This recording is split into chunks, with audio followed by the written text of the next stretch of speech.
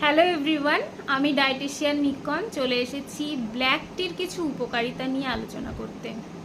Black টির কিন্তু বেশ কিছু উপকারিতা আছে।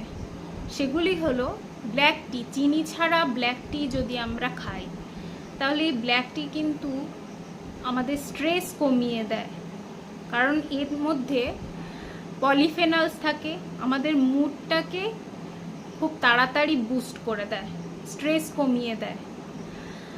আর ব্ল্যাক টি কার্ডিওভাস্কিউলার হেলথের জন্য ভীষণ ভালো, কারণ এর মধ্যে ফ্ল্যাভোনয়েডস আছে, প্রচুর অ্যান্টিঅক্সিডেন্ট থাকে ব্ল্যাক টির মধ্যে। আর এছাড়া মুখের হেলথের জন্য, আমাদের ব্যাড ব্রেথ যাতে না হয়, খারাপ নিঃশ্বাস যাতে না বেরোয়, মুখের হেলথের জন্যও কিন্তু ব্ল্যাক টি উপকারী। এছাড়া ব্লাড সুগার কন্ট্রোল করতে কিন্তু হেল্প করে।